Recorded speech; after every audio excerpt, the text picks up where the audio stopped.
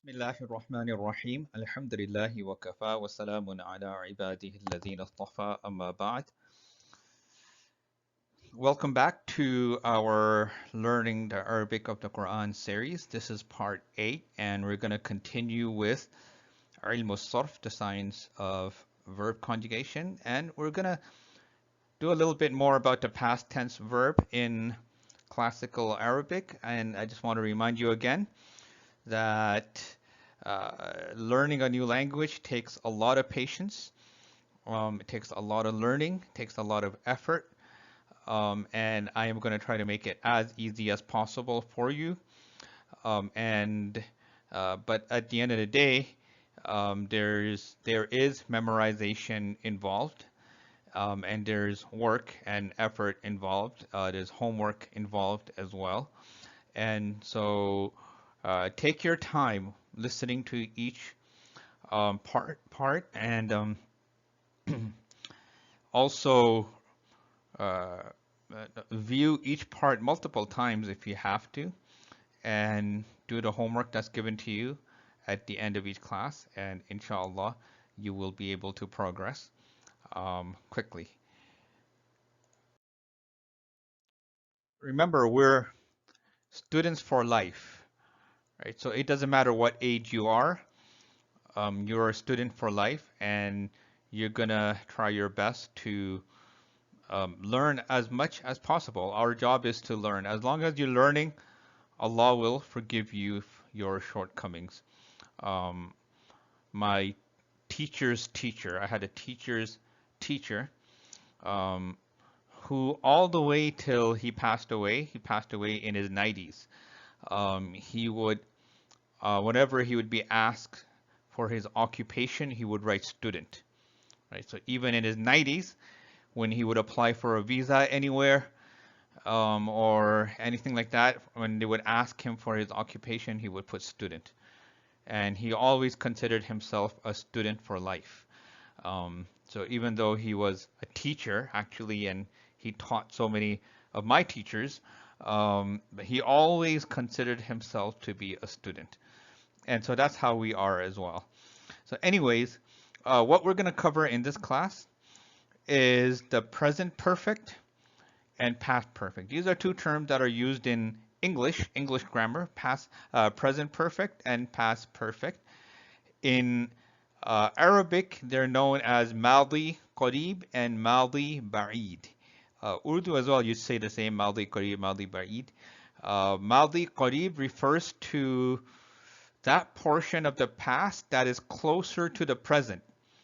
Okay, again, the portion of the past that is closer to the present, that is Madi al-Qarib. Okay, and then you have Madi al-Qarib, active voice, positive, and then you have Madi Qarib, passive voice, positive. Okay, there's no negative for this in classical Arabic, and you'll find out why as we get to it. And then we have past perfect. Past perfect is the distant past, Madi Ba'id, meaning that that portion of the past that is further away from us. Okay, so it's not near the present, it's quite further away. So Madi Ba'id, active voice, positive, and then you have Madi Ba'id, active voice, negative. You have a negative for here for this one. And then you have Madi Ba'id, passive voice, positive, and Madi Ba'id, passive voice, negative. And then we're going to do some practice, like always. I'm gonna make you guys do practice. I did my practice back in the 90s when I was a student, and so it's now your turn to do the practice. And like I said, we're students for life, so I need to do practice as well. So I'll be practicing as well. So, what is the present perfect? In Arabic, it's known as Madi al-Qarib, al-Madi al-Qarib, near past.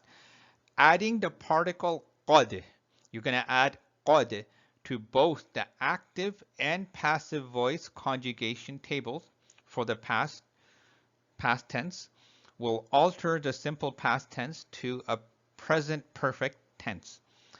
So for example, قد نصر means he has helped. So in English, you would say he has helped. It's still the past tense, but it's closer to the present. He has helped, right? And قد نصر, he has been helped, okay? And so on and so forth with other examples. There is no negative for this particular structure. So you have ماضي قريب معروف and you have ماضي قريب مجهول. Ma'ruf is the active voice and majhul is the passive voice. Sometimes qad serves only to provide emphasis to the past tense. So the purpose is only to provide emphasis and not to take it to the present perfect. Does that make sense? So just keep that in mind. So sometimes qad will only provide emphasis to the past tense verb and it will not take it to the present perfect. Now, how do we know how to translate? So it's the context of the word that will help you determine how to translate. So are you going to translate it as present perfect, or are you going to translate it with only emphasis? Again, the context will tell you. Sometimes la, the lamut ta'kid, this la here is known as the lamut ta'kid, that is added to the qad and it becomes laqad, like laqad radiyallahu anil mu'minin. So laqad radiyallahu, it adds further emphasis. So laqad, so it's like double emphasis there. Radiyallahu an. Allah has been pleased.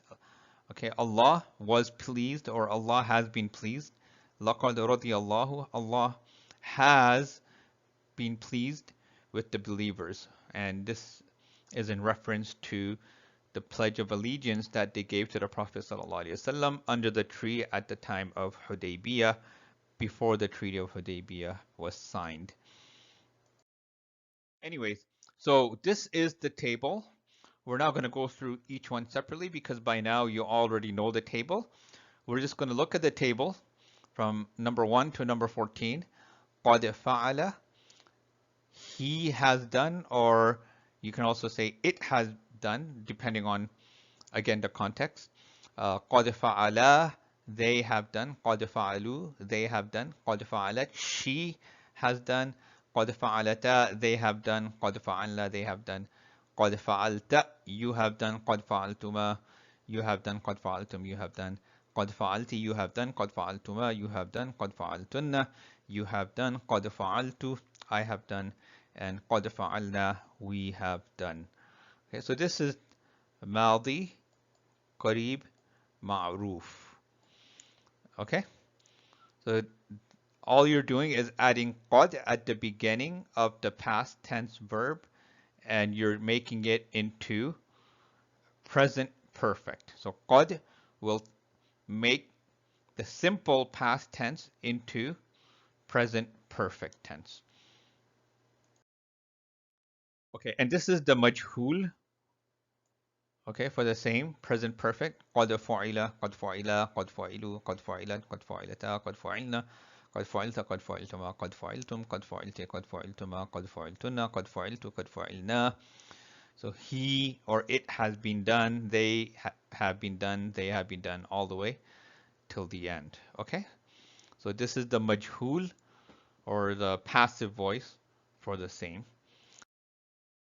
So I want you guys to practice this as well with the qad at the beginning. So the verbs that you practice so far, do them over again with qad at the beginning. Okay, now we're going to move on to past perfect, which is maldi ba'id, the distant past. This shows the distant past. Okay, so coupling the simple past tense verb fa'ala with the auxiliary verb kana. Okay, kana means was, had, or would, produces the past perfect tense. The meaning of kana is a fixed had, which is, for example, kana nasara, he had helped. Okay, so he had helped, meaning further back in the past. Or kana nasara, he had been helped. Ma kana nasara, he had not helped. Ma kana nusira, he had not been helped. Okay, so there are 4 conjugation tables for the past perfect, and we'll go over that, each one separately. Due to kana not being a particle such as qad and ma, but a verb. Kana is also a verb, like fa'ala. Kana will also require a conjugation table. It will change. It will also have 14 words, 1 to 14. It will change alongside the verb with the corresponding pronouns. The suffixes will be the same for kana as they are for the verb. It is coupled to. Okay, so you'll see that right now. Just reading it, it might be a bit confusing, but when you look at the table, it'll make more sense. So we have 4 tables for the past perfect. Kana fa'ala, which is madi, ba'id, ma'ruf, mutbat. Okay. Oh, I spelt this wrong. This should be ma'ruf with a ra and then wow. Okay. And then madi, ba'id, majhul, mutbat. Okay. Which is the passive voice. And then you have madi, ba'id, ma'ruf. Again, the ra comes first and then the wow. Okay. Ma'ruf, manfi, madi, ba'id, majhul, manfi. So 2 for the active voice, okay, positive and negative, and then you have 2 for the passive voice, positive and negative. Okay. All right. So let's look at Maldi Ba'id, active voice, positive. Kana fa'ala. That's the first one. Kana fa'ala. Now look at the second one. Kana fa'ala. Right. So kana changed along with the verb. Okay. The verb kana changed along with the verb it is coupled with. Okay, and so it's going to be like that till the end. So kana fa'ala, kana fa'ala, kanu fa'alu, kanat fa'alat, kanata fa'alata, kunna fa'ala. So this is a challenging one to memorize. I remember when I was memorizing this, it was challenging. It took more time because there's 2 verbs that you're putting together. And then kanata becomes kunna, kunna fa'alna, kunta fa'alta, kuntuma fa'altuma, كنتم فعلتم كنت فعلتي كنتما فعلتما كنتن فعلتن كنت فعلت كنا فعلنا. So why is there a difference between kana and fa'ala? Both are past tense verbs. Why is there a difference? One is kana and one is fa'ala, right? So kana was actually kawana. Kawana, and then the waw changed to alif, and that's why we say kana. Now, that is something you're going to learn at the advanced level. We're at the beginner's level right now, so we're not going to go into those details. It's just going to confuse you. So for now, just memorize it, and when you get to it, then you'll understand the details. So for now, just memorize it as is, as written. So كان فعل كانا فعلا كانوا فعلوا كانت فعلت كانتا فعلتا كنا فعلنا كنت فعلت كنتما فعلتما كنتم فعلتم كنت فعلت كنتما فعلتما كنتن فعلتن كنت فعلت كنا فعلنا. Next table is the negative of the same. ماضي بعيد معروف منفي ما كان فعل ما كانا فعلا ما كانوا فعلوا ما كانت فعلت ما كانتا فعلتا ما كنا فعلنا ما كنت فعلت ما كنتما فعلتما ما كنتم فعلتم ما كنت فعلتي ما كنتما فعلتما ما كنتن فعلتن ما كنت فعلت ما كنا فعلنا. Right? I mean, and then the passive voice كان فعل كانا فعلا كانوا فعلوا كانت فعلت كانتا فعلتا كنا فعلنا. Notice the translation, had, okay, it's had meaning past, way in the past, okay, distant past. So you have kunna fa'ilna, kunta fa'ilta, kuntuma fa'iltuma, kuntum fa'iltum, kunti fa'ilti, kuntuma fa'iltuma, kuntunna fa'iltunna, kuntu fa'iltu, kunna fa'ilna. Okay, so this is the table for the passive voice, and then The negative for the same. ما كان فعل ما كانا فعلا ما كانوا فعلوا ما كانت فعلت ما كانتا فعلتا ما كنا فعلنا ما كنت فعلت ما كنتما فعلتما ما كنتم فعلتم ما كنت فعلت ما كنتما فعلتما ما كنتن فعلتن ما كنت فعلت ما كنا فعلنا. Okay, so this is a table for the ماضي بعيد مجهول منفي. And now for the practice, I want you guys to practice conjugating all the verbs you have practiced so far with قد and كان at the beginning. So it's going to take time, but the more you do it, the more you'll master it. Okay. Some examples from the Quran. قد سمع الله. Allah has heard, or indeed Allah heard. لقد سمع الله قول الذين قالوا إن الله فقير ونحن أغنياء. So again, لقد, extra emphasis there. So certainly Allah has heard. Okay, so in instances like these where both translations are possible, so you can translate it as قد سمع الله can be translated as Allah has heard, or you can translate it as certainly Allah heard. It's not going to really make any difference in the meaning. Again, context matters. So if the context indicates that it's present perfect, then you translate it likewise. And if the context indicates that the emphasis is needed, then you can translate it with the emphasis.